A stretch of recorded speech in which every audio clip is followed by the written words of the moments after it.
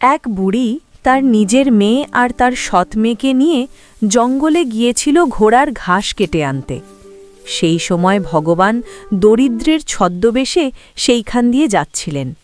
তিনি জিজ্ঞেস করলেন, গ্রামে যাবার পথ কোন দিকে মা লক্ষ্মীরা? বুড়ি জবাব দিল, নিজের পথ বাছা নিজে দেখ, আমাদের কেন জ্বালাচ্ছ? মেয়ে বলল, পথ হারিয়ে ঘুরে মরবার যদি অত ভয়, তো একজন পাণ্ডা নিয়ে বেরোলেই তো পারতে বাছা। সৎ মেয়ে বলল, এসো ভাল মানুষের পো, আমি তোমায় পথ দেখিয়ে দিচ্ছি। ভগবান তো বুড়ি আর বুড়ির মেয়ের ওপর খুব রাগ করলেন। তিনি শাপ দিলেন ওদের চেহারা কুচকুচে কালো হয়ে যাক। তারপর তিনি সৎ মেয়ের সঙ্গে হেঁটে চললেন। যখন গ্রামের কাছে পৌঁছলেন, লোকটা সৎ মেয়েকে আশীর্বাদ করে বললেন, মা, আমি তোমার ইচ্ছা পূরণ করব, তুমি 3টি ইচ্ছা বলো। মেয়েটি বলল, আমি সূর্যের মতো সুন্দর হতে চাই। অমনি সে দিনের আলোর মতো উজ্জ্বল আর সুন্দর হয়ে গেল। আর চাই একটি থলি, যার মধ্যে থেকে আমার টাকা কোনোদিন ফুরোবে না। লোকটা সেটাও তাকে দিলেন, দিয়ে বললেন, শেষ ইচ্ছা চাইবার আগে সবচেয়ে যা প্রিয়, সবচেয়ে যা কাম্য, তা যেন ভুলো না। তখন মেয়েটি বলল, আমার 3য় ইচ্ছে, মৃত্যুর পরে আমি যেন অক্ষয় স্বর্গ পাই। 3য় ইচ্ছা পূর্ণ করে লোকটা অদৃশ্য হয়ে গেলেন। এদিকে সৎমা বাড়ি ফিরে দেখল, নিজে আর তার মেয়ে কয়লার মতো কালো কুৎসিত হয়ে গেছে। আর ওই সৎ মেয়ে যখন ফিরল, তারা দেখল সে দিনের আলোর মতো সুন্দরী হয়ে এসেছে। দেখে হিংসে তারা জ্বলে গেল। সারাক্ষণ ভাবতে লাগল কি করে সৎ মেয়ের ক্ষতি করা যায়। সুন্দরী সৎ মেয়েটির রেজিনা নামে একটি ভাই ছিল। তাকে সে খুব ভালোবাসত। মেয়েটি গিয়ে ভাইকে সব কিছু বলে এলো। রেজিনারও তার বোনকে খুব ভালোবাসত। তাকে অত সুন্দরী হয়ে যেতে দেখে রেজিনা বলল, দেখো বোন, আমি তোমার একটি ছবি এঁকে আমার এখানে রেখে দেব, যাতে যখন খুশি তোমায় দেখতে পাই। বোন বলল, ঠিক আছে, রেখো, কিন্তু অন্য কেউ যেন আমার ছবি না দেখে। ভাই তখন বোনের ছবি আঁকতে শুরু করল। ছবি আঁকা শেষ হলে নিজের ঘরের এক কোণে টাঙিয়ে রাখল। ভাই থাকত রাজপ্রাসাদের এক অংশে। সে ছিল রাজবাড়ির ঘোড়ার গাড়ির কচুয়ান। প্রত্যেক দিন সে কিছুক্ষণের জন্যে ছবির সামনে দাঁড়িয়ে তার বোনের অপূর্ব সৌন্দর্য দেখত আর ভগবানকে ধন্যবাদ জানাত এই বলে যে তিনি এমন সুন্দরী বোন তাকে দিয়েছেন। এদিকে রাজবাড়িতে একদিন হল কি, রাজার রানী হঠাৎ মারা গেলেন। রানীর মতো সুন্দরী সারা দেশে আর একটিও ছিল না। রাজা তাই দুঃখে একেবারে ভেঙে পড়লেন। এদিকে রাজবাড়ির চাকরেরা কচুয়ানের ঘরে উকি মারলেই দেখতে পেত সে এক ছবির সামনে মুগ্ধ হয়ে দাঁড়িয়ে আছে। কার ছবি তারা বুঝতে পারত না। কচুয়ান সবসময় ছবি ঢাকা দিয়ে চলে যেত। শেষে তারা রাজাকে এই ছবির কথা বলে দিল। রাজা আদেশ দিলেন ছবি তার সামনে নিয়ে আসা হোক। রাজা দেখলেন, কি আশ্চর্য, এও তার মৃত রানীর তুল্য সুন্দরী এক স্ত্রীলোক। তফাৎ শুধু রানীর চেয়েও এ আরও বেশি সুন্দরী। রাজা দেখেই তাকে ভালোবেসে ফেললেন। কচুয়ানকে ডেকে পাঠিয়ে জিজ্ঞেস করলেন, এ কার ছবি? সে বলল, এটি আমার বোন।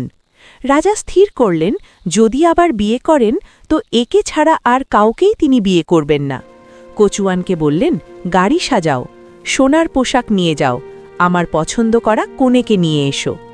রেজিনার যখন ঘোড়ার গাড়ি আর পোশাক আর রাজার বার্তা নিয়ে তার বোনের কাছে হাজির হল, বোন তো খুব খুশি, কিন্তু তার সৎ বোন আর সৎ মা হিংসে জ্বলে গেল।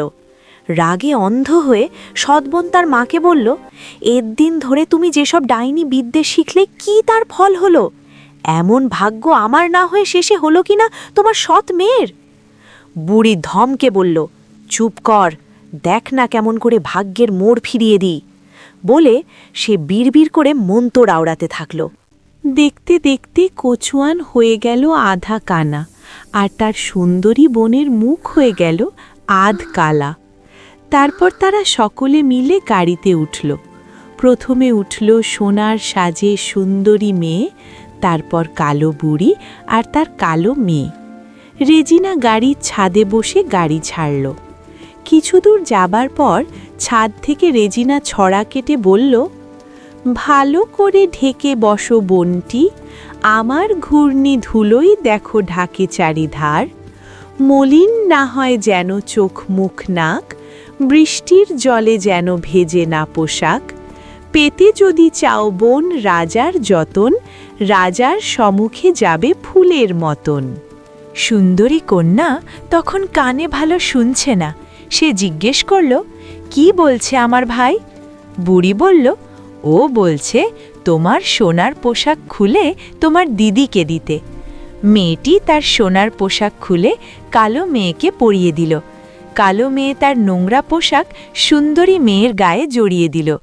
তারপর আরও কিছু দূর গিয়ে রেজিনার আবার চেঁচিয়ে উঠল, ভালো করে ঢেকে বসো বোনটি, আমার ঘূর্ণি ধুলোয় দেখো ঢাকে চারিধার।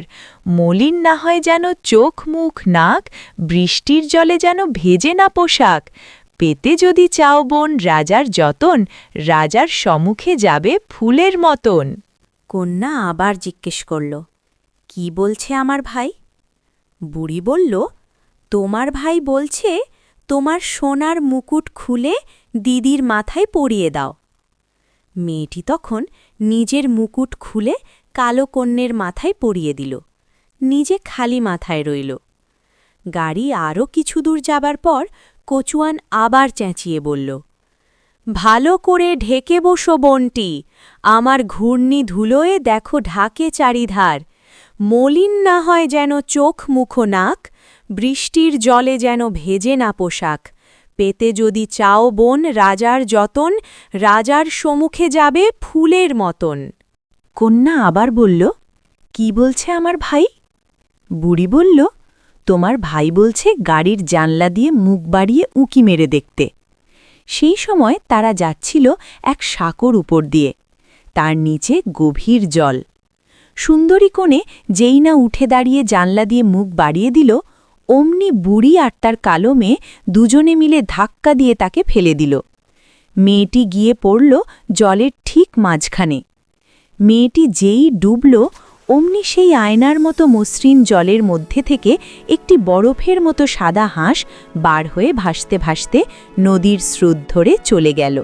এদিকে ভাই কচুয়ান আধকানা, সে এসব কিছুই দেখতে পেল না।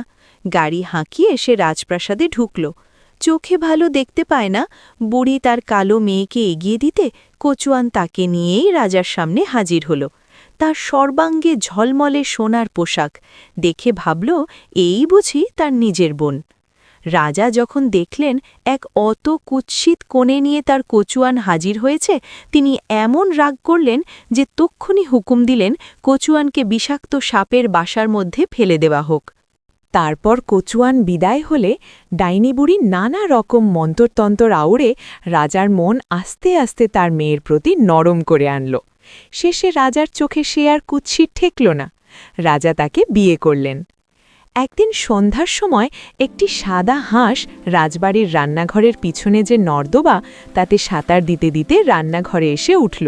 উঠে রান্নাঘরের ছোকরাকে বলল, ছোকরা, একটু আগুন কর, আমার ভিজে পালকগুলো একটু শুকিয়ে নি। ছোকরা আগুন জ্বালাতেই হাঁস গা ঝাড়া দিয়ে ঠোঁটে করে পালক সাফ করতে করতে আরাম করে বসল। বসে বলল, বল তো ভাই, আমার ভাই রেজিনার কি করছে? ছোকরা জবাব দিল, তাকে তো রাজার হুকুমে সাপের বাসায় ফেলে দেওয়া হয়েছে। তখন হাঁস বলল, এই রাজবাড়িতে কালো ডাইনির মেয়েটা কি করে আজকাল? ছোকরা বলল, সে তো রাজাকে ভুলিয়ে ফেলেছে, রাজা তাকে রানী করেছেন। শুনেই হাঁস রান্নাঘর ত্যাগ করে নর্দমা ধরে সাঁতার কাটতে কাটতে চলে গেল। পরদিন সন্ধ্যাবেলা হাঁস আবার এলো, আবার সেই একই প্রশ্ন করল, একই উত্তর পেল। তৃতীয় দিন সন্ধ্যাবেলায়ও সেই একই ব্যাপার। রান্নাঘরের ছোকরা আর সহ্য করতে পারল না। রাজাকে গিয়ে সব বলে দিল। রাজা বললেন, ঠিক আছে, আমি নিজে গিয়ে দেখব। পরদিন রাজা রান্নাঘরে লুকিয়ে রইলেন। সময় হলে নর্দমা দিয়ে সরসর আওয়াজ, কে যেন সাঁতার কেটে আসছে। তারপর ঘুলঘুলি দিয়ে যেই না সাদা হাঁস রান্নাঘরের মধ্যে তার গলা বাড়িয়ে দিয়েছে, অমনি খাপ থেকে তলোয়ার বের করে রাজা ঘ্যাচ করে তার মাথা কেটে ফেলেছেন। অমনি হাঁসের মধ্যে থেকে বেরিয়ে এলো এক পরমা সুন্দরী কন্যা।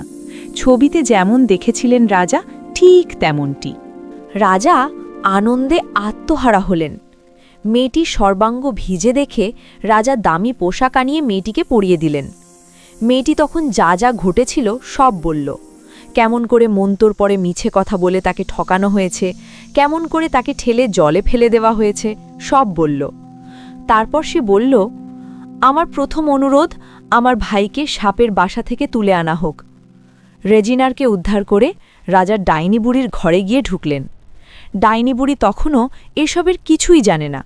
রাজা তাকে সব কিছু খুলে বললেন এবং জিজ্ঞেস করলেন, আচ্ছা, এই ঘটনা যদি ঘটে তাহলে যে এইসব ঘটনা ঘটায় তার কি শাস্তি হওয়া উচিত? ডাইনি বুড়ি তো তখন রাজ সুখে অন্ধ, রাজার উদ্দেশ্য কিছুই বুঝতে পারলেন না। সে বলল, এই পাপের শাস্তি হচ্ছে পাপীকে উলঙ্গ করে কাঁটাওয়ালা পিপের মধ্যে পুরে ঘোড়ায় করে টেনে টেনে সারা রাজ্যে ঘোরানো। রাজা বললেন, তথাস্তু। এই বলে বুড়ি আর মেয়ের জন্যে সেই শাস্তির ব্যবস্থা করলেন। তারপর সুন্দরী কনেকে বিয়ে করে তার বিশ্বস্ত ভাই রেজিনারকে প্রচুর ধনরত্ন দিয়ে খেতাব দিয়ে রাজ্যের মধ্যে গণ্যমান্য করে দিলেন। হ্যালো বন্ধুরা, আমার চ্যানেলটিতে লাইক দিন, কমেন্ট করুন, শেয়ার করুন আর সাবস্ক্রাইব করতে ভুলবেন না।